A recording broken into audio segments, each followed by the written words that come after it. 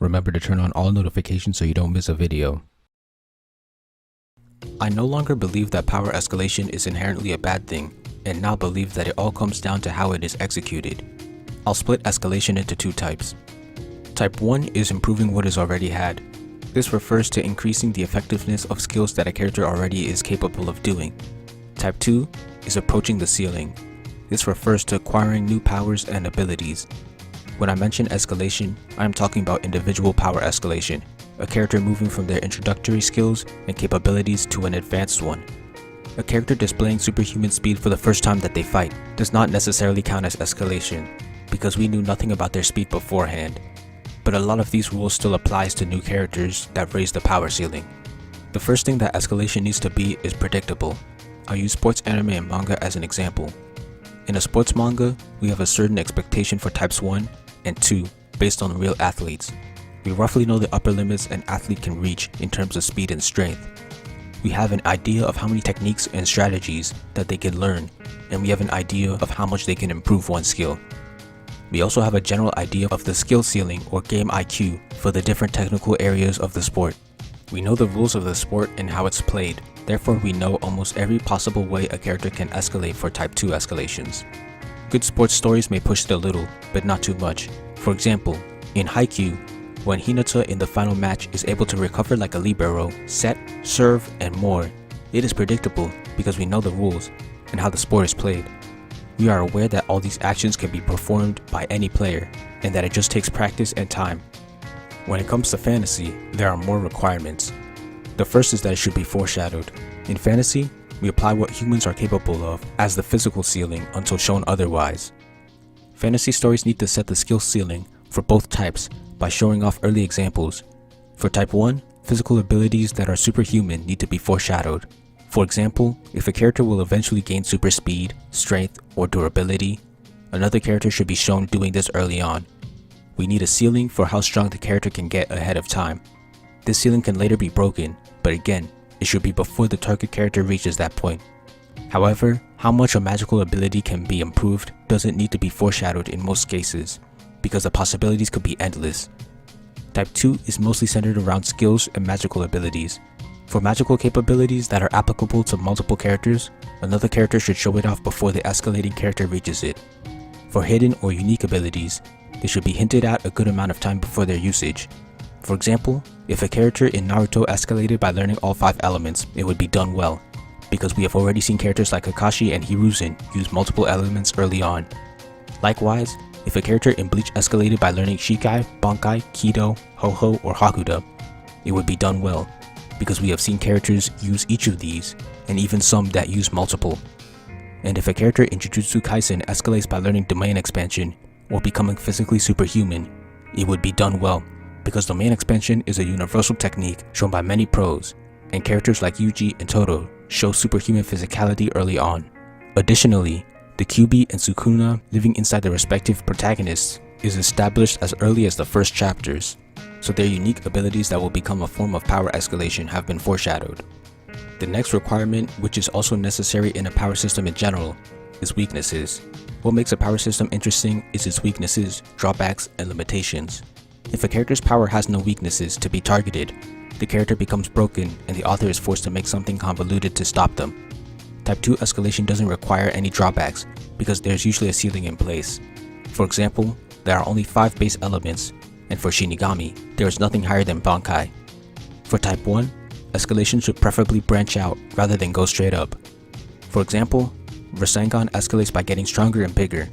This is a bad form of escalation and creates a problem that I'll discuss later.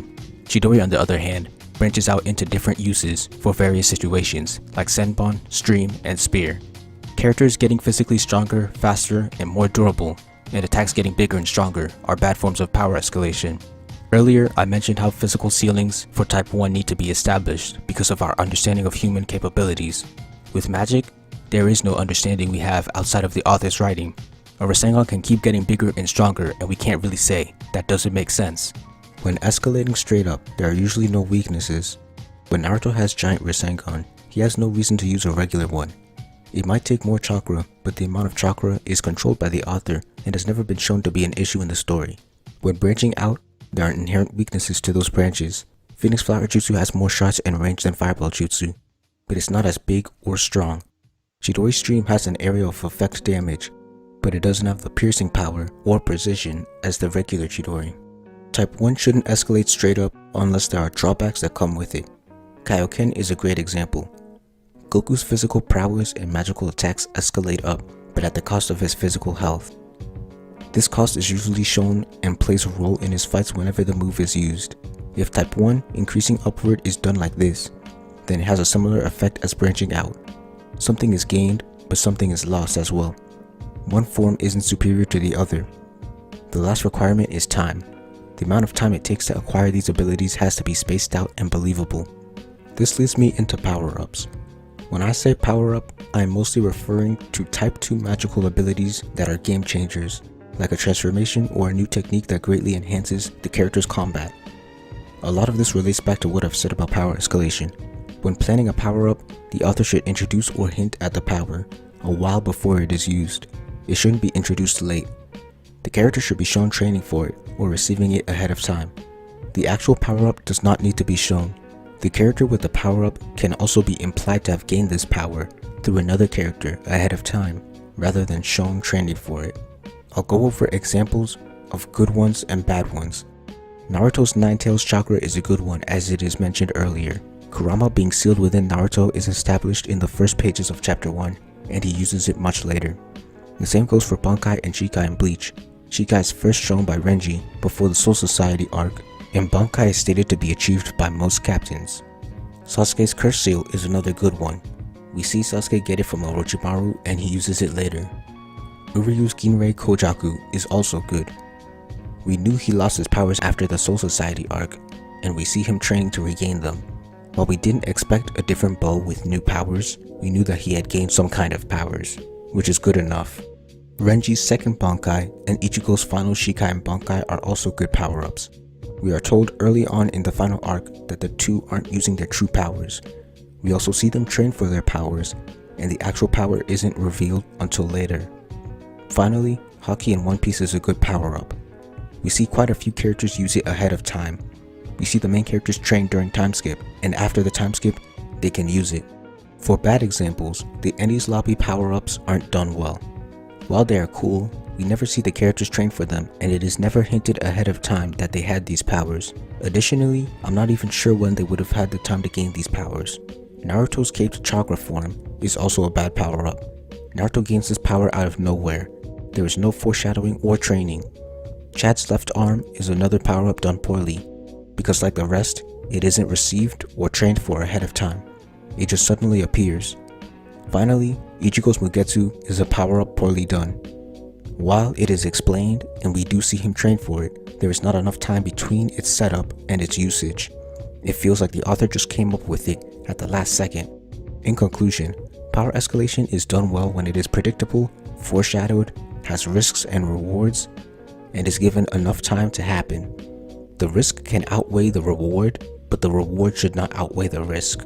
Power-ups are done well when they are set up through hinting, mentioning, or showing the power-up gained or trained for a good amount of time before it is used. There are 4 things that make a great fight: the build-up, the motion, the phases, and the conclusion. There are extra things such as clever use of environment or the power system, but the first 4 are the most important. While a fight doesn't necessarily need all 4, the greatest ones in anime usually have most of them. The build-up comes before the actual battle. This is usually done by foreshadowing or setting up a battle between 2 characters. If there is going to be an ideological battle, the 2 sides and their ideologies can be established at this stage. This is crucial because it creates anticipation and excitement for the battle. It makes us want to see the battle. Build-up often leads into emotion. It can give the characters a motive for fighting, and if this motive is something like vengeance, it definitely creates an emotional attachment to the fight. Emotion is necessary because it makes the audience care about the fight. If we're watching 2 strangers fight, we have little to no investment in the results of the battle. If I watch a random video of 2 characters fighting, the impact will definitely be inferior to the amount of impact the fight would have if I knew the characters and the story behind the fight. Rival battles tend to nail the build-up and emotion very well. As rivals, they are usually at odds with each other for varying reasons. Their status as a rival automatically creates some kind of anticipation for a battle between the 2, because they usually want to surpass each other. In the case of characters like Sasuke or Bakugo, their motives behind fighting lie in some kind of jealousy of the other's power. This gives us something to latch onto emotionally. The more personal the reasons for fighting are, the better. The most important factor would be having phases in the fight. I define a phase as a change in the pattern of the fight from one or both fighters. Phases also tend to switch the tides of battle. For example, in Magi, when Alibaba is fighting Todo, he starts by using his royal swordplay, but when that isn't effective, he switches to using a fighting style closer to that of Sharken's. Phase 1 would be where Alibaba is on the losing side with his royal swordplay, and phase 2 would be when he takes the upper hand with Sharken's swordplay. Phases are important because they change the state of the battle and keep it refreshing and interesting. If two characters are using the same exact attacks for the entire battle, it'll get boring really quickly and it will be uncreative. The same can be said if one character is dominant throughout the entire fight. But if the characters switch tactics and the tides swing, the fight becomes more engaging. It also shows that the characters are strategizing and adapting. Another great example would be Misaka's fight against Mugino in Railgun. The fight started with Railgun running away as Meltdowner fired lasers at her from a distance, but the phase shifts when Mikasa approaches her opponent face to face with explosive dolls. Another battle between level 5s does the same thing in Index. In Accelerator's fight against Kakine, the latter starts off on the winning side with his unknown abilities, but the battle becomes even when the phase shifts into Accelerator going all out and getting a grasp on his opponent's ability. More phases doesn't necessarily equal a better fight, but generally, the longer a fight is, the more phases it should have, like Yusuke vs Toguro for example. The final factor for a good fight is a conclusion. A fight that doesn't conclude is like a story that just cuts off. A conclusion provides the battle with catharsis. Conclusions that are a final phase shift are the most interesting for me. For example, in Jin and Karya's final fight, the two are on equal footing, but at the end, Karya stabs Jin, but the latter reveals that he opened himself up to get a clear blow on his opponent. The two were on equal footing up until the final attacks, which put one on top, creating a phase shift. It's like a last-minute plot twist. Conclusions that come through clever use of surroundings, power system, or strategy also stand above regular ones. It makes the victory feel well-earned and shows the writer's skill and creativity. A good example would be Josuke vs Akira, when Josuke uses his fixing ability to trap his electric opponent in a previously busted tire. Chili peppers breaking the tire causes it to expel air and blow the stand and the tire into the sea, spreading his stand and its electricity. Lastly, conclusions that end in draws are the least satisfying. Having no winner is kind of disappointing, but it can be well done. There are other things that could boost the quality of a fight, but aren't necessary. The first one is an ideological battle. When two characters have ideologies that clash, it adds another layer to the physical fight and makes the fight more meaningful. It's important that one side actually wins the ideological battle. As I said before, strategy can enhance the quality of a fight, as it shows off the creativity and intelligence of the writer and the characters. In conclusion, build-up, emotion, phases, and a conclusion are the four most important factors for writing a good fight. It would be very difficult to find a well-written fight that doesn't have at least 3 of these factors, if not all 4. Radiant's Rumble Town arc is a very strong arc that is up there with the best arcs from the big 3. There are many things that make this arc so amazing, and the way Tony Valent blends all these ideas into one arc is amazing. The characters are some of the driving factors. One scene between Conrad and Dart amazingly sums up their personalities, actions, and roles for the arc, and possibly the whole story. Conrad and Dart are having a conversation when Dart brings up that Conrad is only using the sorcerers as an excuse, while his true target is the immigrants. Conrad replies by asking which side his partner is truly on. Dart retorts by revealing that his friend is allowing Nemesis to run an errand, leading him to fire the same question back at him. Conrad de Marborg, the Inquisitor in charge of Rumbletown, is one of the main antagonists in this arc. Early on, small parts of his prejudice can be seen, but it becomes even worse as the story goes on. For Conrad, that specific scene subtly sets up his manipulative nature, along with his hate for the immigrants. The comment about the Nemesis also foreshadows another plot point. The Inquisition is a powerful military organization that can stand sorcerers and Nemesis. Like most of the Inquisitors, Conrad is prejudiced against sorcerers, and his objective in this arc is to capture and kill all the infected and sorcerers. When the Domitor, a sorcerer who can manipulate Nemesis, attacks with her Nemesis, Conrad captures Seth and Taj and uses them to rile up the civilians into a witch hunt against sorcerers. When Seth tries to explain that he's only trying to take down the Nemesis, Conrad lies and tells his troops that he's confessing to working with the Nemesis, saying that they're hiding in the northern suburbs and that they should fire their cannons there. This is another display of Conrad's manipulative nature. Not only is he making the sorcerers look bad by lying, but he's also getting his troops to attack the north, which is where the immigrants, who are dark-skinned, live. As Dart noted before, Conrad is prejudiced against immigrants, so in this arc, he's trying to kill two birds with one stone. Later, when the northerners try to escape, there is a gate locking them in the north. Taj's family tries to escape using the stairs, but Conrad destroys them when he arrives, saying that no one will pass. Even though Inquisitors are supposed to protect people, he's going out of his way to ensure that the northerners are contained in the north, so that they can be killed when the cannons fire. When the Domitor lifts the giant bell and is ready to drop it on Rumbletown, Conrad is happy and says that Rumbletown will be purer and cleaner. Seth doesn't understand and believes that everyone will die, but Conrad reveals that only those on the wrong side of the wall will, revealing that he and the Domitor are working together to get rid of the people in the Northeast District, the immigrants. This was foreshadowed in that one scene. Later in his fight with Seth, he shows that he considers himself a savior that ensures the survival of his people by sacrificing a parasitic minority. When the Domitor drops the bell on the Central District instead, she reveals her true plans all along with Conrad's past. Conrad had two enemies in his past, the defensive entities and the immigrants. In Radiant, sorcerers are feared and discriminated against. The Inquisition started a project where they would capture and lock up sorcerers and use them to battle Nemesis, since normal humans would die from touching one. After the sorcerers rebelled, the Inquisition decided to capture orphan sorcerers and teach them how to fight Nemesis. They were called the defensive entities. These kids were treated like slaves, kept in cages, and locked in cells. Recently, powerful Nemesis had appeared in the south, forcing thousands to flee from their homes. Rumbletown was one of the main places that immigrants were sent to, but they were treated as prisoners and kept in cages because no one on the island wanted them. Conrad despised these immigrants to the point where he'd call them savages and piss in their water rations. Major Oshimare was his superior and always protected the defensive entities and the immigrants, so Conrad clearly hated him. One day, Conrad disguises himself and helps the entities escape, but it's all a trap to make them look like they were trying to escape, to make others hate them even more. Later, Nemesis fall from the sky and attack Rumbletown, which is what Conrad uses to get rid of his two enemies. Using deception and lies, he kills Oshimare, leaves the defensive entities to die, and tricks the Inquisition into destroying the anchors that hold up the part of Rumbletown with the immigrants, causing it to fall from the sky, killing everyone on it. This event allows him to be promoted. In the present, he still believes that he's the hero that saved everyone from the invaders. Conrad is not only an interesting character because of his extreme prejudice and bigotry, but also the way he goes about deceptively getting rid of the groups he hates without getting in trouble. This provides a small ideological battle between him and Seth, but since his ideologies are fueled by bigotry, Seth is unable to change his ways. Conrad is made even more interesting by his partner in foil, Dart Dragunov. Dart was introduced earlier than Conrad as a relaxed and mellow Inquisitor.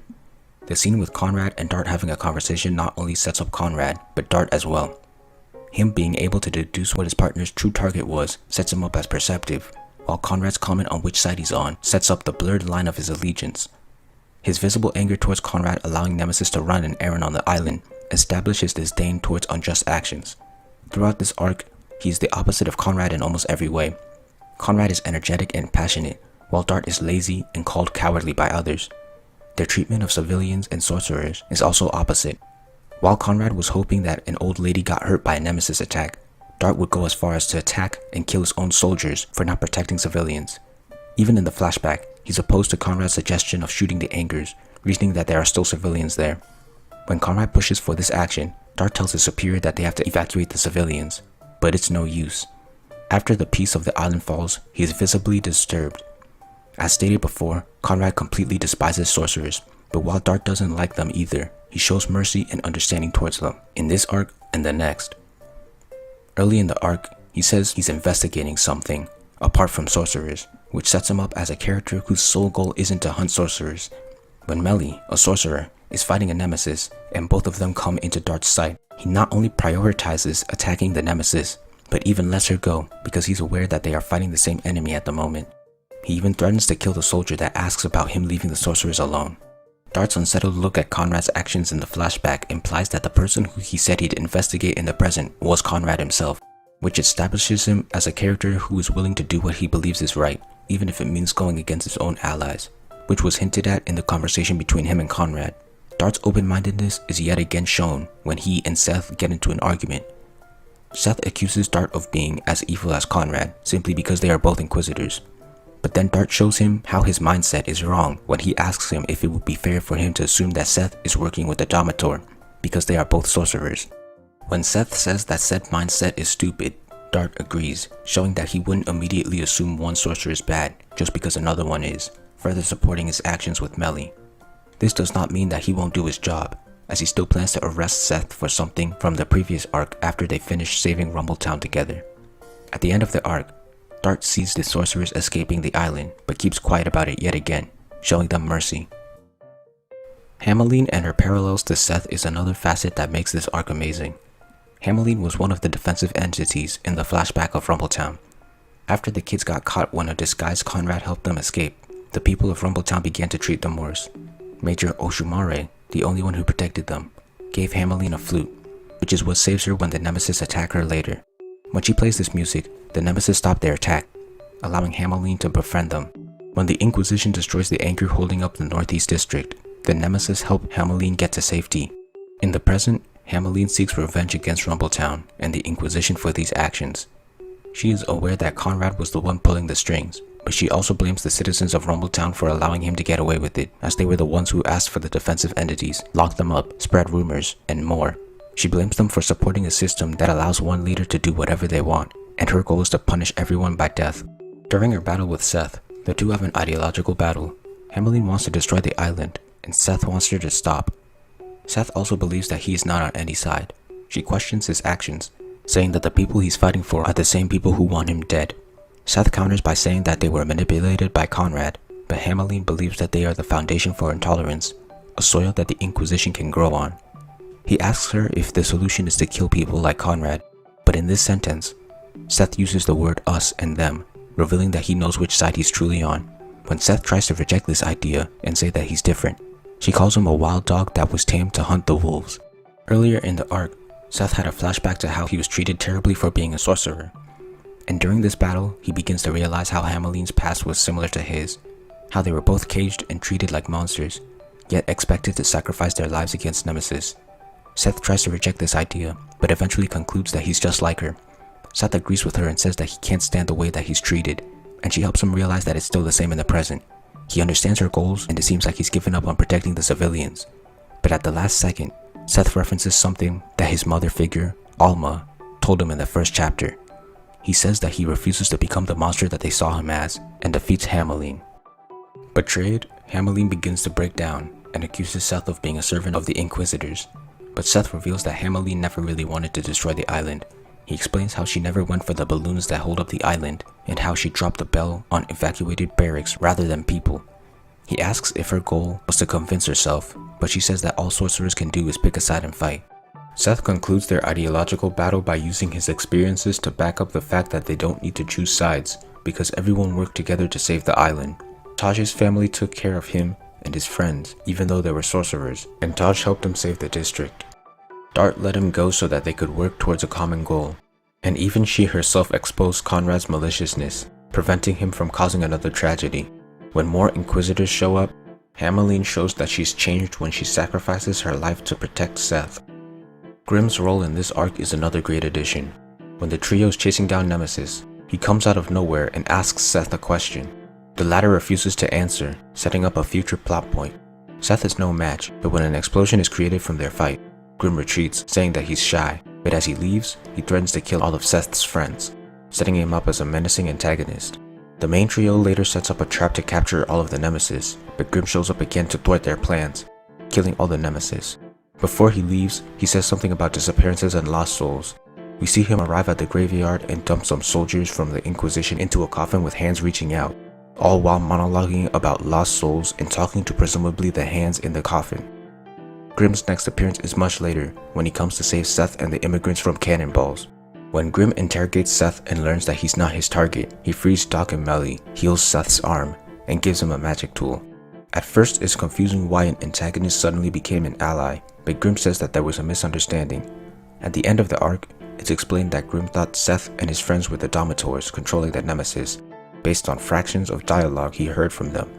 and based on the pieces he heard and Seth's unwillingness to answer his question in their first encounter, the misunderstanding is very plausible, which means that him switching sides once he learns the truth is a logical decision and not just a convenient trope. After he joins the trio, he becomes an extremely pivotal ally. He fights Hamelin on his own for some time, provides a safe space for Doc to hide, and fights the Dominator alongside Melly. Even after they escape Rumbletown, he sticks around until Seth fully recovers, like a friend. The main appeal of Grimm is the combination of him being mysterious and maybe somewhat evil, and being a good person. Grimm is such a mysterious character, having so many unexplained questions. The main ones being his purpose on the island, the graveyard with the lost souls, his desire not to lose blood, and even his inability to kill people anymore. In later arcs, he takes even more mysterious actions, but he also helps Seth's group a lot, stays to talk with Seth once he's awake, and even helps once again in the next arc. Pyodon is also a mysterious character. Both the King of Artemis and Grimm bring up Seth having a brother, which he himself is unaware of. Grimm even states him by name. This character saves Seth from falling before the final battle against Hamelin. Pyodon with his hood on has been shown as a member of the Inquisition, yet like Seth, he appears to be infected, and presumably a sorcerer. This raises many questions, and he continues to remain suspicious. His many names along with his self-description as a spectator help this aura of suspicion around him. He says he'll explain things to Seth when no one's listening, but when questioned about what that means, he moves on, creating more mysteries. He's also the first to note that the bandage on Seth's cheek tampers with his awareness of Fantasia. He seems very determined to unleash Seth's true potential, and when he tries to, it puts Seth in a lot of pain, to the point that he believes Pyodon was trying to kill him. Pyodon sees nothing wrong with putting his supposed brother through that pain, and ensures him that he doesn't want him dead. Pyodon is also the first one to bring up sides and asks Seth which one he fights for, which is addressed again in the ideological battle against Hamelin. When Seth leaves, he warns him about his fellow Inquisitors, making the audience wonder which side he's really on. At the end of the arc, he seems to activate Seth's secret powers, giving him the ability to defend himself, yet again blurring his allegiance. The next arc sheds some more light on his suspicious nature, making his allegiance even more ambiguous. His mystery and rising importance in the story is brilliantly seated in this arc. The fights and power scaling are another great part of this arc. The first aspect of the fights that is well done is how the heroes are weaker than the villains. Basically every single major antagonist is stronger than the heroes that fight them. When Seth fought Grimm, he was struggling and couldn't even land a blow. In his fight against Conrad, Seth was completely outmatched. In his first blow, Conrad makes one of his opponent's arms unstable. When Seth becomes furious and strikes him, he gets right back up and begins to throw multiple cannonballs that Seth is unable to stop. Conrad easily breaks all of Seth's magic spells and outmatches him in strength and combat ability. When Hamelin drops the bell on the island, there's nothing the heroes can do about it. While Grimm is able to go toe-to-toe with Hamelin, once she draws blood from him, he retreats and will never get close to her again. Melly and Grimm have to tag team in order to combat the Dominator and her nemesis. When she uses the tails of the nemesis to fire long-range attacks in all directions, the two have no way of stopping her. In Seth's battle against her, she also seemed to have the advantage. At the end of the story arc, when the thaumaturges show up, the heroes are once again outmatched. With Conrad's cannonballs, Seth and the people are saved by the sudden appearance of Grimm. With his one-on-one fight against Conrad, Seth gets over the barrier with his wits. He realizes that Conrad is easily angered and keeps making jokes about him and trying to kiss him. Whenever he does this, Conrad gets angry and throws a rash and predictable attack, allowing Seth to counter and get in hits. With the dropping of the bell, the heroes get lucky that Hamelin's goals differ from Conrad's. After Seth hears Conrad's secret, he gets angry and is able to surpass Conrad's speed, strength, and combat ability. At first, it seems like a sudden power boost, but it's shown that Seth's rage put him in a state where he could control Fantasia better, and by focusing a large amount in a small spot, it allowed him to absorb the impact of Conrad's attack and increase his power output. While him suddenly mastering this trick out of anger is a little shaky, the fact that the power boost is just a change in the way he uses Fantasia is reasonable. Even this new ability isn't enough, as Conrad exerts even more power, and seemingly ends the battle. Yet again, Seth uses his wits, using Grimm's bandages to shrink and absorb Conrad's lance, allowing him to avoid any damage and land the finishing blow when he's reeled in. Against the Dominator, Melly and Grimm's teamwork gives them a chance. With Hamelin's all-around attacks, Seth showing up at the right place at the right time gives the heroes another chance at victory. In his battle against the Dominator, he uses Grimm's bandages along with his perfectly placed close range to take her on.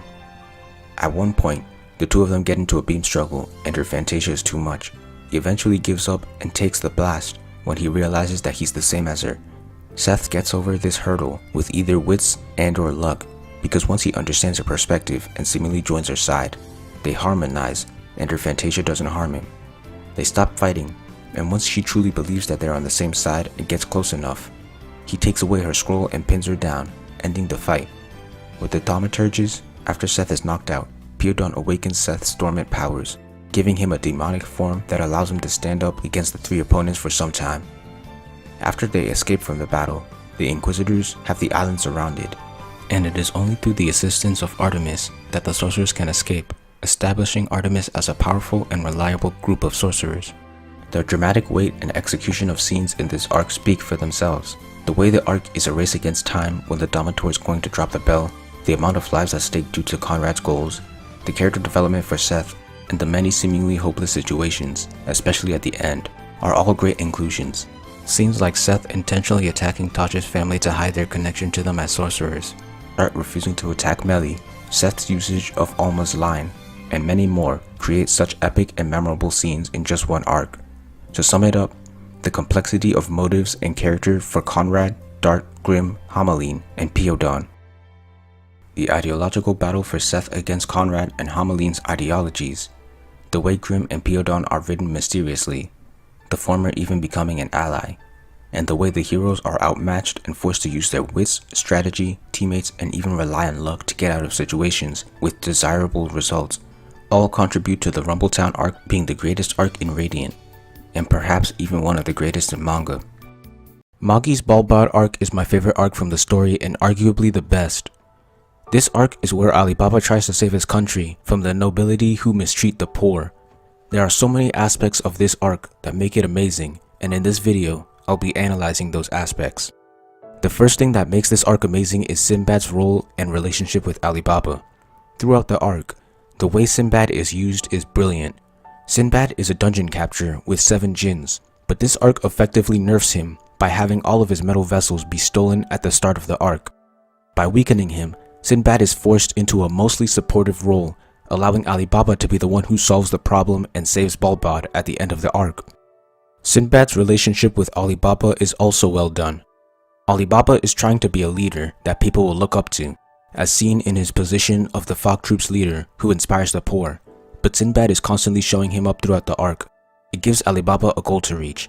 After Sinbad defeats him, he offers to join the Fog Troop in order to destroy the world's abnormalities.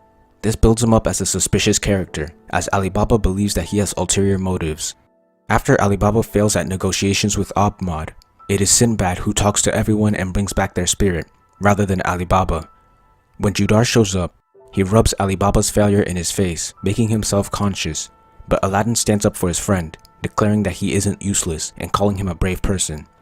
After the fight with the people from Ko, Sinbad is yet again the one who inspires the people of Balbadd when they feel hopeless. This makes Alibaba feel useless.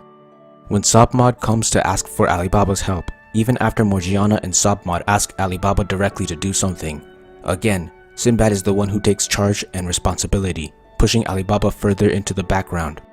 Alibaba questions whether saving the country is really something for him to do, since people like Sinbad exist. He believes that he does not compare to him. Even Sinbad is aware of Alibaba's weakness, as he addresses it in private, but Morgiana stands up for him, saying that he will be the one to save the country. This makes Sinbad rethink his position, deciding that Alibaba should become king of Balbadd. After an unsure Alibaba meets and feuds with Qasim, he returns to Sinbad, fired up, demanding his help. After Sinbad teaches him how to use his djinn, with his newfound confidence, Alibaba puts his plan into motion. When he goes to the palace, he shows leadership over the citizens and authority when he is allowed to enter. From this point onwards, Alibaba makes his own decisions and displays his bravery. He solves Balbadd's issues in his own way. When he decides to make Balbadd a republic, it went against Sinbad's plans, but it still succeeded.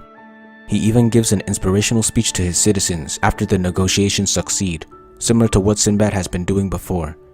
In the end, he is the one to fight and bring down Qasim, the final obstacle for Balbadd, while Sinbad takes care of the banker behind the scenes. Throughout this arc, Sinbad acts as a role model for Alibaba. Sinbad allows Alibaba to doubt himself, but also eventually allows him to pull himself back up, creating character development for the latter. If Sinbad had his metal vessels, he could have easily solved a lot of the problems, but nerfing him allowed Alibaba to get stronger and have the final battles of the arc, becoming the hero. The second thing that makes this arc amazing is the politics. Magi is known to include a dense amount of political and economical topics in its story, and this strengthens the world the author has created, making it more believable and fleshed out. In this arc, most of Balbadd's issues rises from political decisions made by Abmod. The Ko Empire, a militaristic nation, wants to take over Balbadd because it will give them a good position to attack the West. The banker from Ko gives Abmod an unlimited amount of fawn, a paper currency that the Ko use. Balbadd began using fawn to import and export goods after seeing its power in other countries, but the king isn't aware of the interest that came with it. Balbadd became dependent on paper money. The banker told Balbadd that fawn had a fixed value, but in reality, the value of fawn kept changing, which caused economic inflation. Because of this, Balbadd fell into debt and the banker stopped providing them fawn. The country was forced to freeze their assets and authorities as collateral to borrow more fawn, but the royalty continued to use fawn as it didn't affect them. When Balbadd ran out of assets, Abmod decided to use the citizens as collateral, selling them into slavery to different countries for fawn. The poor suffered from this as they were stripped of their daily necessities such as doctors and medicine, causing disease and death to spread. As Balbadd became more dependent on Ko, they got an arranged marriage with a princess from Ko. All of this is what brings the rise to the Fog Troop, slum thieves who steal from the rich and give to the poor. Their actions caused Balbadd's trading to stop. When Alibaba storms the palace and Sabmod stages a coup d'etat, Abmod is forced to step down. Kogyoku arrives for her marriage, but there is currently no king. Both Sabmod and Alibaba refuse the role of king, allowing the latter to propose the idea of a republic, while requesting that Kogyoku gets rid of the Citizens Pact. He gets rid of the concepts of monarchy and royal families. The citizens now elect their representatives and create their government and parliament, making it the Republic of Balbadd. He was able to propose this idea because of his traveling experiences that allowed him to see other successful countries with this system. Sinbad had come to make Alibaba king, but instead witnesses Alibaba's new path. Alibaba asks Kogyoku to get rid of all the strings attached on Balbadd, since it's now a new country, but Kogyoku is reluctant. Ko's options are to attack Balbadd or show kindness and reap future benefits. Sinbad allies his Seven Seas alliance with Balbadd, getting rid of Ko's option to attack. In the end, Kogyoku decides to deliver Alibaba's message to the king and leaves, making Alibaba's plan a success. The third thing that makes this arc so great is the relationship between childhood friends Alibaba and Kasim. Alibaba and Kasim both want to save the slums and the impoverished. Kasim even begs Alibaba to become the leader of the troop. Alibaba's plan is to gain popularity as Alibaba the Wonder of the troop and eventually reveal his royalty. However, hints of their differing views can be seen as early as their attack on the hotel, when Alibaba is angered by Kasim's violent decision. When Alibaba later reunites with Kasim, they have their falling out. Kasim wants to make an army out of the citizens, but Alibaba doesn't want anyone to die. Since Balbadd is allied with Ko, lives will definitely be sacrificed, but Kasim doesn't care how many have to die. He believes that they will win in the end. The two have a small fight. At this point, Alibaba doesn't have a better plan than Kasim, but he promises to save the country without bloodshed. This interaction is what is able to pull him out of his slump. After the Republic is announced, Kasim comes to cause more trouble, stating that the sins of the nobility can't be washed away and that they must be killed. Alibaba doesn't want bloodshed and desires peace, so the two fight. As I analyzed in another video, Kasim is jealous of Alibaba's positivity and royalty, while Alibaba is conflicted by his identity as a slum kid and as a prince. This increases their drama, as it is later revealed that Kasim wanted to be king. All of Kasim's underlying feelings are revealed when Aladdin uses Solomon's wisdom, allowing the two troop members to talk. Alibaba helps Kasim realize that he went down the wrong path and tried to become someone that he wasn't. The two are able to reconcile before the Dark Jinn equip kills Kasim. The two had the same goals, but different ideas on how to achieve it. In the end, Alibaba's peaceful solution is shown to be the right way. The world building in this arc is another aspect that makes it so great. This arc explains Magoi manipulation and magic, which play an important role in the way magicians and magis fight. It also introduces Jinn equips and Dark Jinn equips, the former being how dungeon capturers fight and the latter being a setup for a future arc and a major plot point. The mission of a magi to create kings, falling into depravity, and fate are all introduced and explained in this arc. The Ko Empire, along with people from it such as Judar and Kogyoku, are also introduced, all of which play important roles in the future. The fact that Ugo isn't Aladdin's djinn is revealed and sets up a mystery for the future. The arc also has great fights and development and power for the main trio. Aladdin learns how to use magic without Ugo, Alibaba learns how to djinn equip, and Morgiana learns a technique from Masrur. The last thing that makes this arc so great is the storytelling. Alibaba being introduced as an antagonist at the start of the arc is strange and raises many questions, all of which are answered effectively. Sinbad joining the Fog Troop was an unpredictable plot twist and really allowed him to play his role for Alibaba, while setting up suspicion around his character. Sobmod being revealed to have been helping the troop from the start shows that a lot of planning went into the arc. Additionally, him being revealed to have been helping them and desiring change makes his coup towards the end foreshadowed. The way Alibaba suddenly storms the palace without warning after getting out of his slump was very exciting. Morgiana and Alibaba being the ones to take care of the action when infiltrating the palace was an excellent choice, as this is Alibaba's arc, and not only was Morgiana enthusiastic about freeing the slaves, but she later becomes his household vessel and love interest. Sobmod using his power to stage a coup against his brother, and Sinbad offering his support with the alliance showed that Alibaba had people on his side and that he wasn't alone. The way Alibaba reveals his plan to change Balbadd into a republic was very showman-like, and his speech to the citizens was emotional and cathartic. Qasim coming back after everything felt solved was another twist, and it wrapped up loose ends. The army working to help Alibaba fight against Qasim's dark djinn showed once again that Alibaba was not alone. Aladdin arriving to help when the situation felt bleakest was amazing.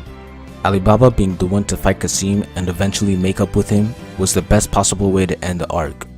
And finally, Aladdin finishing off the arc on a positive note by using Solomon's wisdom to temporarily bring back the dead was an emotional and perfect way to end the arc. In conclusion, the Balbadd arc is great because of Sinbad's relationship and effect on Alibaba, the well-written politics that made the arc more believable and well thought out, Alibaba's conflict with Qasim, the importance of the world building, and the great storytelling and impactful moments the arc had. The large-scale invasion arc is one of the best arcs in World Trigger, and it does this by taking what the story does best and executing them exceptionally well. The first area that stands out in this arc is the character development and highlights connected to that development. World Trigger has a large cast of characters, and this arc gives many of them a chance to shine and be fleshed out. The first character to receive this is Osamu. Previously, Osamu had never really won a fight by himself. Additionally, Yuma said it would take 20 Osamus to fight a Marmot, and only 2 of them would survive. Currently, Osamu is fighting a Marmot and is in a position where he can't rely on others saving him and has to win on his own. Using his experience against his matches with Kazuma and Midorikawa, training against Marmot simulations, and advice from Karasuma, he's able to visualize his next actions and defeat the Marmot by himself. Next is Kitara. In the first arc, she made a mistake that needed to be cleaned up by others. In her battle against one of the new rabbits, she makes another mistake that almost costs her the battle. For a moment, she worries that she hasn't changed, but she quickly regains her resolve, and by using her triggers wisely, she is able to catch the rabbit off guard and defeat it. Chika also gets her moment. She has been established as a non-combatant who wants to become a sniper, but when the situation goes south and her friends are in danger, she freezes up. Osamu tells her to run, but she remembers her desire to fight on her own, and picks up her friend's dropped rifle. Using a large amount of Treon, she blows a piece of the rabbit off, saving her friend and allowing Osamu to kill it. Kikuchi is the next developed character. A flashback reveals that his side effect, enhanced hearing, is something that he and most others thought was useless, as it was only C rank. But Kazuma thought differently. He asked him to join his team and they made great use of his side effect. In the present, the team uses the ability to successfully avoid Anedra's Black Trigger. The Black Trigger has more tricks up its sleeve, forcing them to retreat, but when Anedra is challenged by the other border agents, Kikuchi's side effect plays a pivotal role in once again avoiding attacks and finally defeating him. The next character is Miwa. Due to his past, he has an intense hatred for neighbors, and because Tamakoma is friendly with neighbors, even taking in Yuma, he hates them as well. Osamu is in a dire situation when Miwa shows up to rescue him. He still bears resentment towards the Tamakoma agent, even going as far as to kick him away, but still fights high rank. Towards the end of the battle, Miwa is able to rely on Replica, a neighbor warrior, and Jin's Fujin, a trigger belonging to a Tamakoma agent, to further stall High Rain and save Osamu. The last character is Yuma. A flashback shows us that his dad told him that when fighting a stronger opponent, either wait for reinforcements or run away, otherwise he will die. In his battle against Frieza, an opponent stronger than him, Yuma decides that he doesn't have the option of running away, and instead devises a strategy to defeat Frieza. Yuma successfully outwits and bails out Frieza, surviving the battle against his father's advice. The next area that makes this arc special is the strategies. The first display of strategy is with the warriors that the neighbors send out. After Crater sends out rabbits and marmots. The rabbits' objective is to capture the enemies by turning them into Treon cubes and preventing them from bailing out. This forces Border to revise their strategy. If their agents scatter, the rabbits will capture them. To avoid that, the agents will have to fight in groups, but if they do, the marmots will destroy the urban area. If the agents focus on the town, the rabbits will attack from behind. Border responds by sending its A ranks on the rabbits and the B ranks to the urban area. The B ranks will take out the enemy groups one by one. The second show of strategy is with After Crater's bombers. A trick that World Trigger uses to increase intensity and catharsis in a situation is to give the viewers enough information on the situation so that when the resolution comes, it's all the more impressive. One of the bombers runs into the Border HQ. We are told that there are 3 more bombers and that the HQ can only take 1 more. So Shinada tells them to focus their aim only on 1. When they take that one down, Tachikawa shows up and cuts the other one down, allowing the last bomber to hit the HQ. When Border wonders why they didn't continue attacking, After Crater reveals that this was to confuse them. To show even more strategy, they intentionally didn't destroy HQ because multiple deaths would allow for the creation of multiple black triggers, which has happened in the past and allowed invaded nations to counterattack and force a retreat. After Crater's true goal is the C-Ranks, who don't have a bailout function. The third show of strategy happens all throughout the invasion. Gene uses his side effect, seeing the future of those in front of him, to strategize before the invasion happened. He gives agents words of advice for the upcoming battles and sends them to places where they will be needed. Examples of this can be seen with Reiji, Karasuma, and Miwa. This plays a large role in Border being able to force After Crater to retreat without much success. This also adds tension, as his future vision branches out and all the Border agents can do is hopefully take the right steps to reach the best outcome. The fourth show of strategy is when After Crater sees Chika's trio. After witnessing her abnormally large amount of Treon, they focus almost entirely on capturing her. Other shows of strategy happen during battles. When the Border agents don't understand Anedra's Black Trigger, they trap him in a virtual combat room, allowing them to analyze his attacks without a fear of running out of Treon or bailing out. When Osamu was pinned down by an approaching rabbit, he and Chika use Treon Link to get around Osamu's low Treon and Chika's lack of triggers and battle experience to blast rabbits down, specifically ones that are engaged in battle, another strategic move. Lastly, when Osamu is running away with Chika's cube, he is pinned in place by the enemy's trigger and strategically turns off his Treon body, escaping those attacks and becoming untouchable by Hiren's trigger, which can only touch Treon objects. This arc also has amazing set pieces and fights. Scenes like Tamakoma first arriving, the enemy Black Triggers joining the battle, Replica saving Osamu with his own rabbit, Miwa using Fujin, and everyone working together in the final seconds of the invasion are epic. The battles are also epic and show off creative and smart strategies. There are multiple instances where agents take advantage of their Treon bodies and cut off their limbs to free themselves from a bad situation. In the battle against Lamvanane, the 3 A-Ranks show off their skill level by holding a Black Trigger at bay despite being from different teams. At the end, they use a decoy and combine the full guards of many agents in order to land a fatal blow on him. In the battle against Anedra, Border agents make use of virtual combat, Kikuchi's hearing, a decoy, and invisibility to blindside him. Against Frieza, Yuma makes use of anchors to hold down his opponent's blades, bound to move fast, chained to stop himself from running into a blade, and the fact that his normal body is also a Treon body in order to defeat him.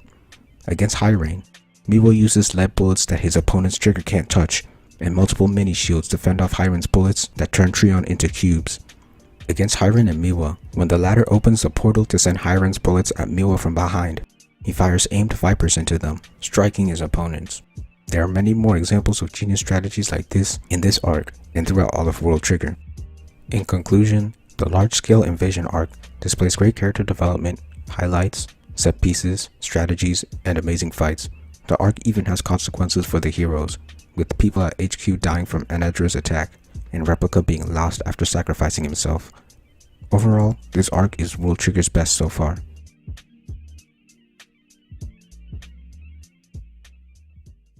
One of Naruto's motifs and themes is tragedy and how to move forward from it. This is evident in the characters that get the most spotlight and the ideological battles that happen.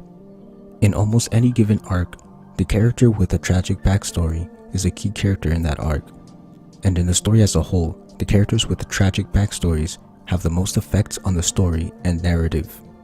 Starting with the arcs, the first key characters in the Land of Waves are Zabuza and Haku. Both of them have their own tragedy and are thus the focus of the arc and final boss. Their backstory is holding them back in some way, and Naruto is the one to help them move forward from it. In the Chunin exams, Neji has a tragedy, so he's the key character and gets a lot of focus put on him. Again, Naruto is the one that talks him out of it and helps him move forward. Lee also has his own tragic backstory and is heavily focused on during his match with Gaara, to the point where he's become a fan favorite. Unlike the rest, he'd already moved forward from it. Gaara has tragedy in his past and is a main antagonist in the Konoha Crush arc, but is also given a lot of focus in the Chunin exams since the two are connected. Orochimaru and Hiruzen are also focused on in this arc, with Orochimaru's tragedy being the passing of his parents, and Hiruzen's being letting Orochimaru escape. In the search for Tsunade, Tsunade is the one with the tragedy holding her back, but Naruto doesn't directly talk to her to help her move forward, but instead his actions inspire her to do so. In the Sasuke recovery arc, there are two antagonists with tragedies, thus they are the ones who are focused on. Sasuke and Kimimaro are the antagonists, with the most emphasis placed on them, but the ending is unlike other arcs. Naruto isn't able to convince Sasuke and he doesn't get a chance to talk to Kimimaro. This results in Sasuke abandoning the village and Kimimaro dying without moving forward. Part 2 is mostly the same. In the Kazekage rescue, Chiyo and Sasori are the ones with tragic backstories, so they are the key characters in the arc.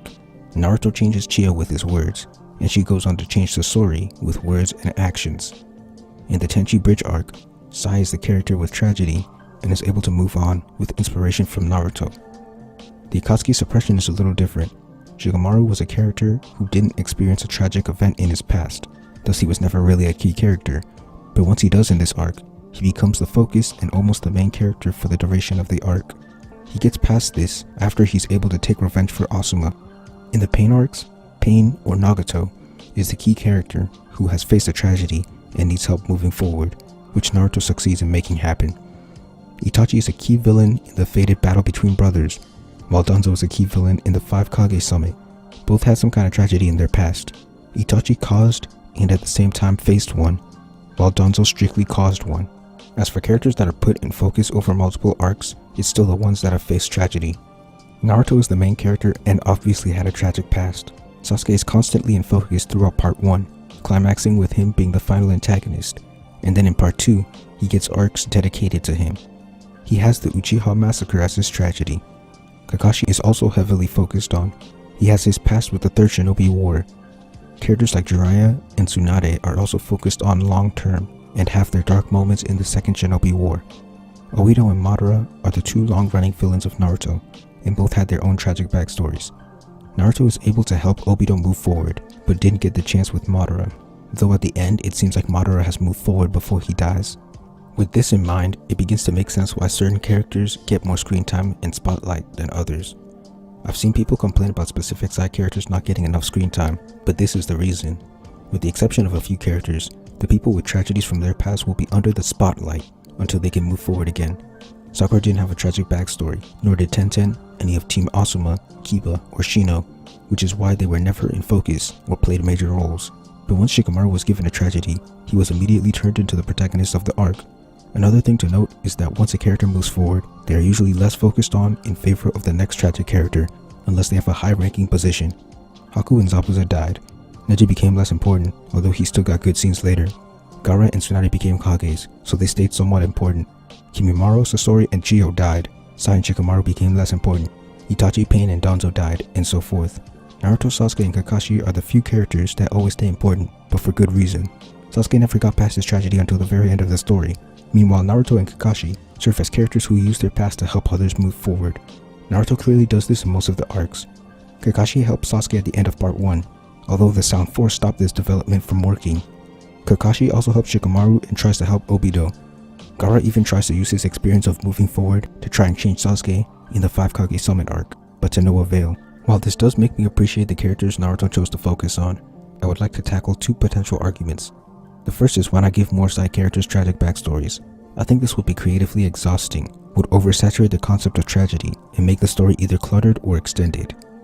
Giving all of Konoha 11 some kind of past tragedy would take a lot of effort and creativity. Each of these backstories would need to be explored, and the characters would have to move on somehow. This transitions to being cluttered or extended. Since most of these characters are in the Chunin exams, that would mean having 11 different moments of persuasion and ideological battles in one arc, which is cluttered. Another solution would be to add more arcs to develop these plot lines, but then that would require more villains, because the characters that face tragedy are usually villains. There are very few instances where a hero helps his ally move forward. It is mostly a hero against a villain. And finally, there's oversaturation. Giving all of Konoha 11 a tragic backstory would oversaturate the motif. Naruto usually restricts it to about 1 or 2 per arc. Going back to the previous point, that would mean adding around 10 new arcs, which would then require more villains, which would unnecessarily extend the story and make it lose the right focus it had on the Akatsuki. The next argument I want to bring up is, if Naruto and Kakashi were characters who moved forward, why not use other characters who moved forward from the tragedy and are still alive to help those that haven't, like Lee, Neji, or Gaara? I agree with this. Gaara was used against Sasuke, but I definitely feel like Lee and Neji could have had their own ideological battle against a villain or ally, as it doesn't break any of the trends I've revealed. While this was definitely a missed opportunity and would have been cool, first, I don't really think the desire to change people is in their character, and second, I don't think it has that big of an impact, because I can't really see an opportunity for them to do that with the current story. It would require creating a new character or issue.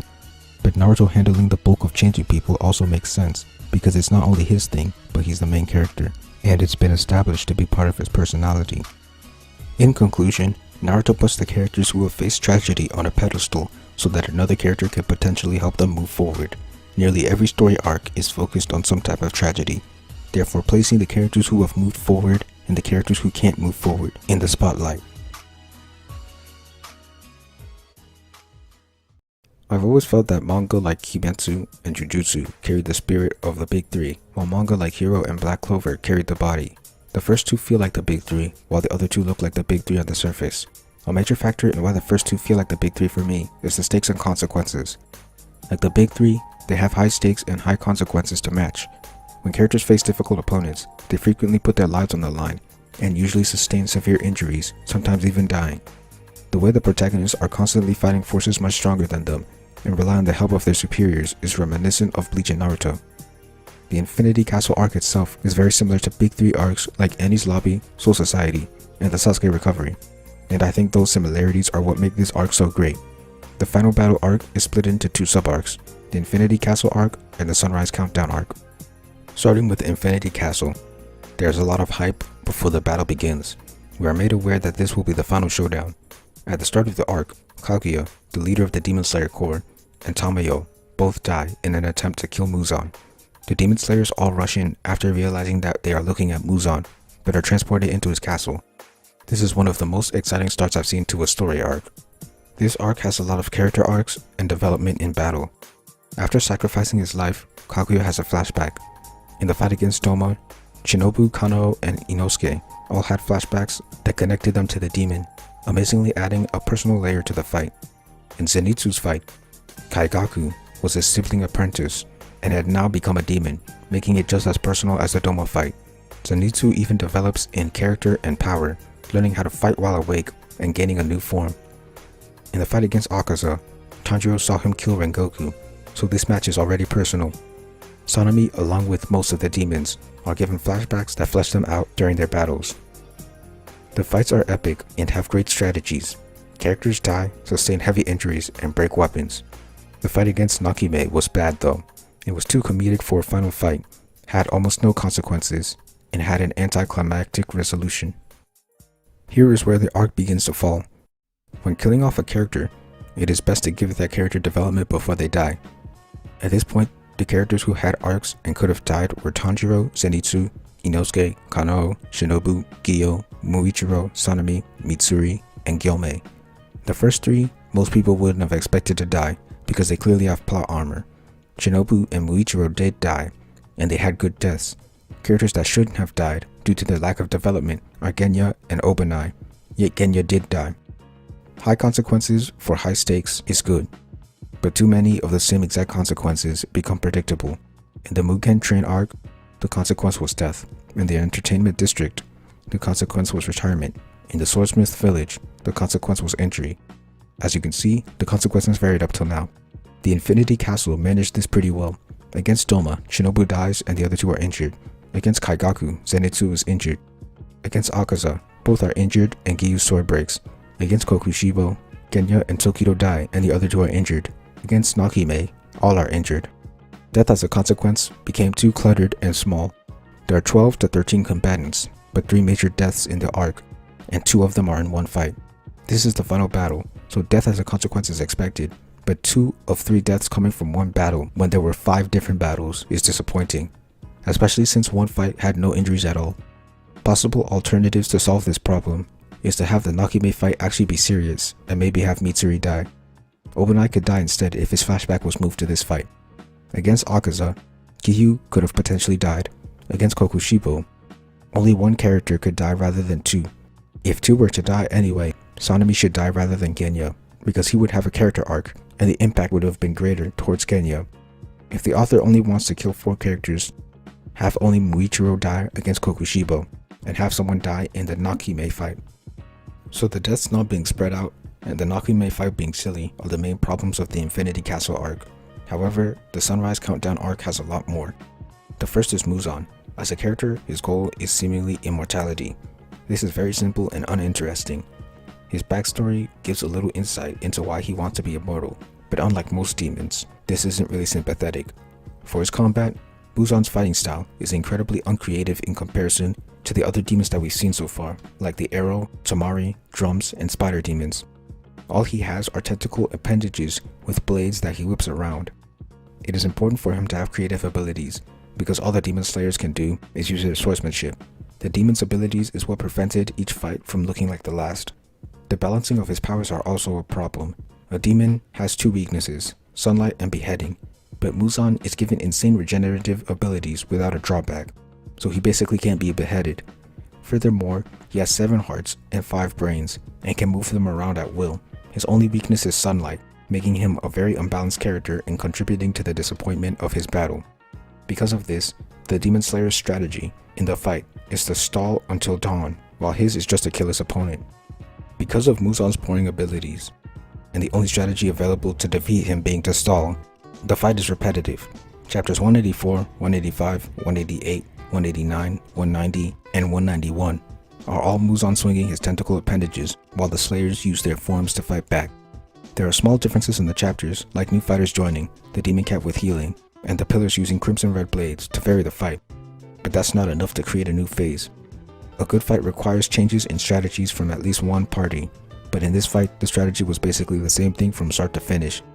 While the Demon Slayers realize how fast Muzan regenerates, their strategy is basically to survive and keep attacking. In 192, it becomes just Muzan versus Tanjiro.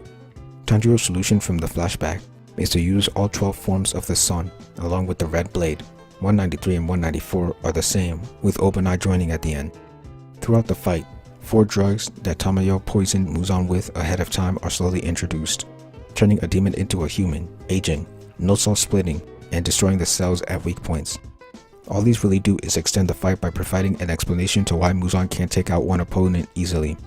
In 195, Muzan's scars begin to appear, potentially serving as a change in strategy, but it doesn't really affect the fight. Muzan begins to run away, and Tanjiro throws swords at him. This is a nice change of strategy from both sides, but it quickly returns to the original fight.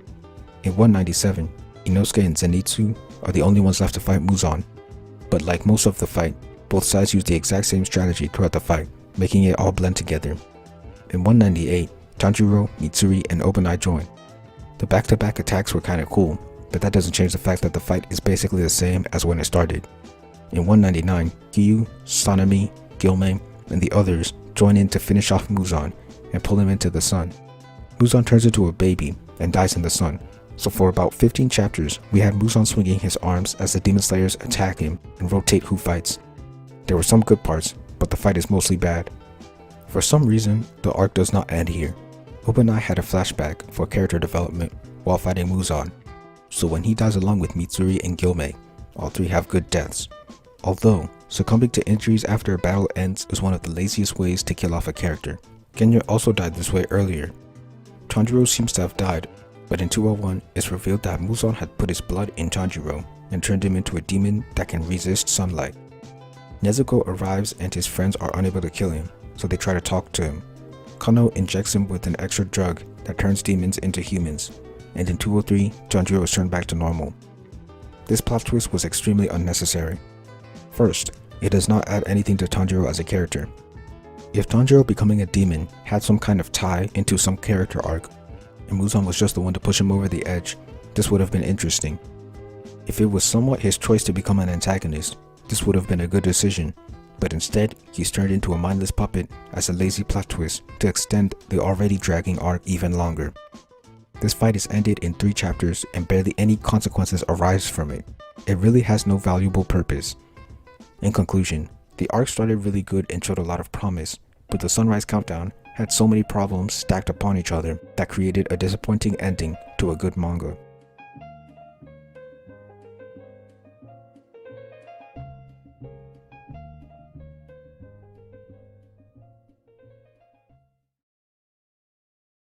Mario is a one-shot written and illustrated by Masashi Kishimoto in 2013 during Naruto's run. It is a great manga and should have been the one to get a full serialization rather than Samurai 8.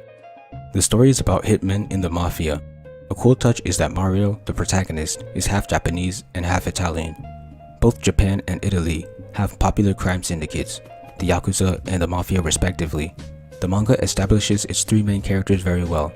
Mario is hot-headed, playful, and loves money more than almost anything, including women.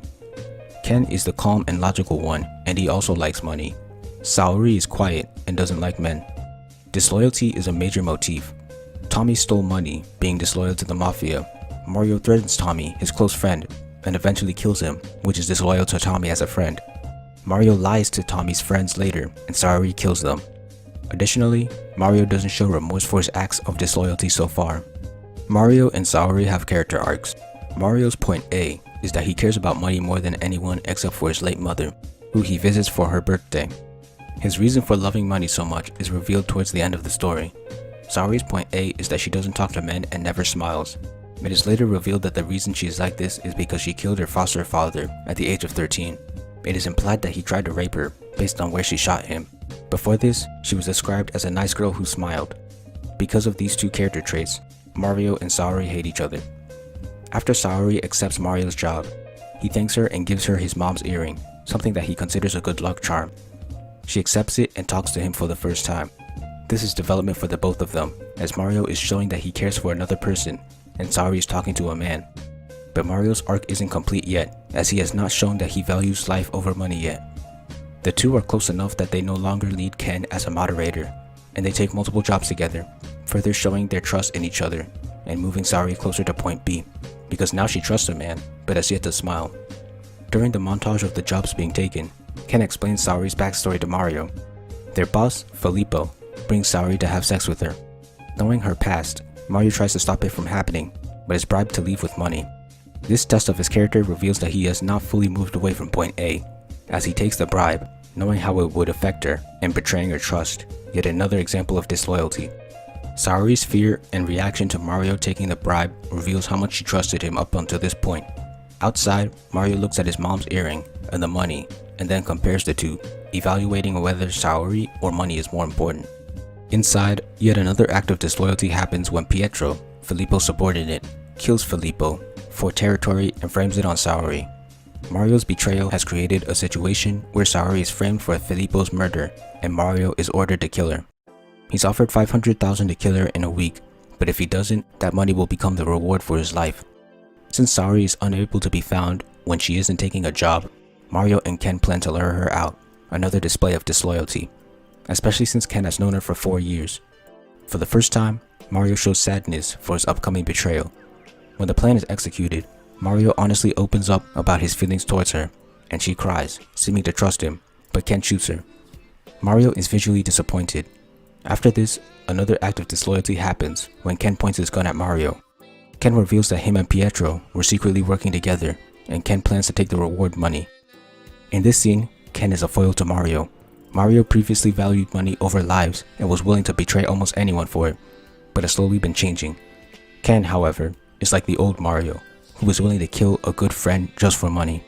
This is when Saori gets up and shoots Ken, saving Mario once again. Ken tries to act like he was faking and offers him money, but Mario fully moves to point B here, valuing Saori's life over money as he kills Ken. This is when Mario reveals that the reason he cares about money so much is because he needed to save his mom. At the end, he gives Saori the second earring. The final panel is a shot of Saori looking at the painting that she gazed at in the first panels, but this time, she is smiling, having completely moved to point B. The one shot is great primarily for the character arcs. Both Mario and Saori have Type 1 character development, a backstory that explains why they are at point A at the start of the story, and Type 2 character development, a character arc that moves from point A to point B. A nice touch is how this development is spread out throughout the entire chapter, rather than happening suddenly, as there is even a point where Mario begins to backtrack on his development. The motif of disloyalty and how it connects to Mario's character arc is also amazing and creates nice plot twists throughout the story.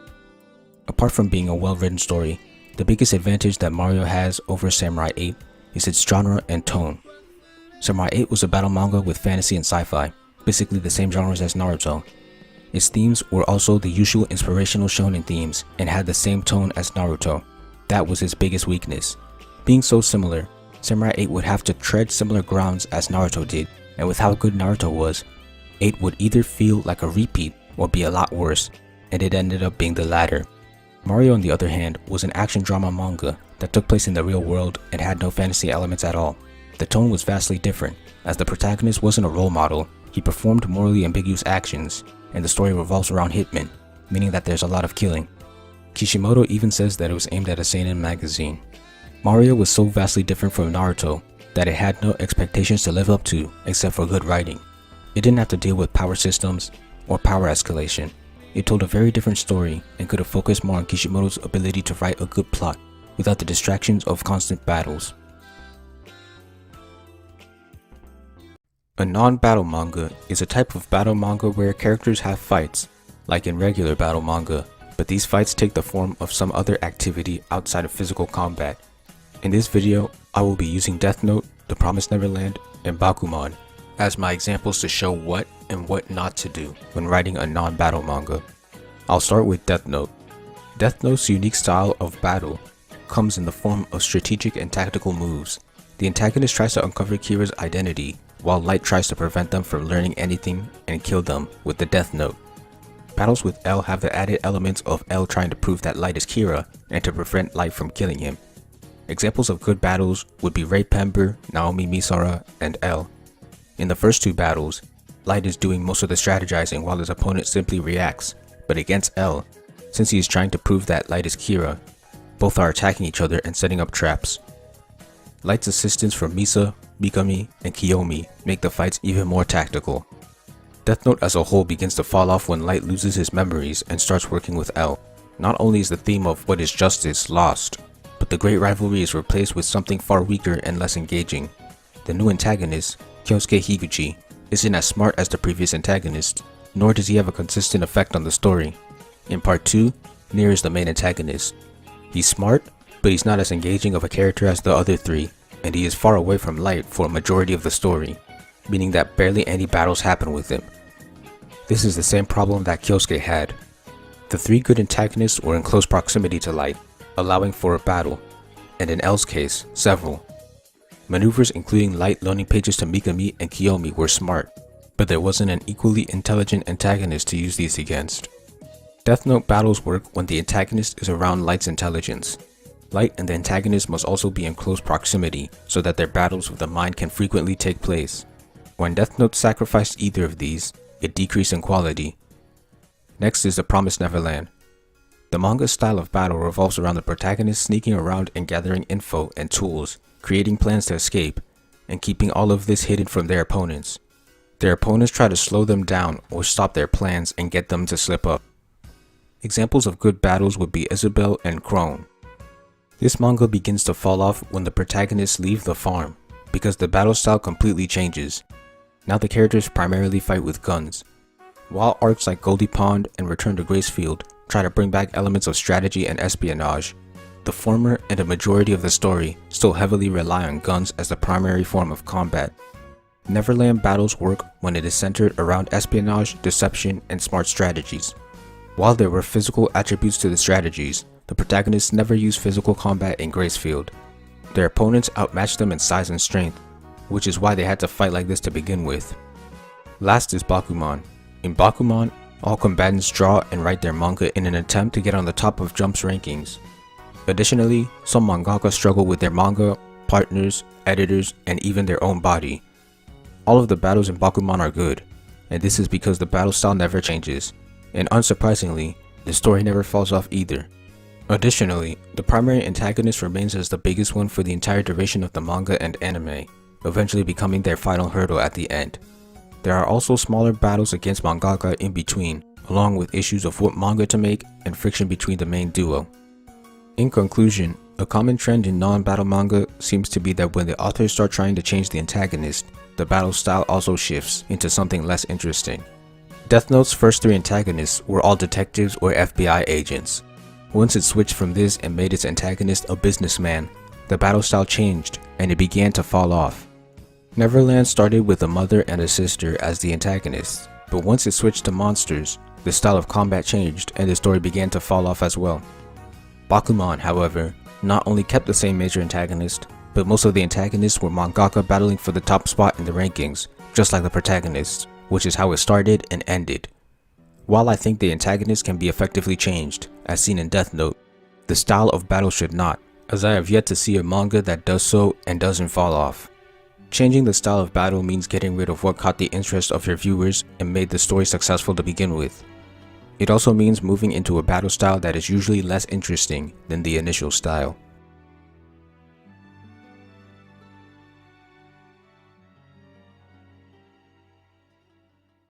Thank you for watching. Please like, comment, share, subscribe, and help me revolutionize the manga industry by buying my manga and spreading the word. All important links will be in the description.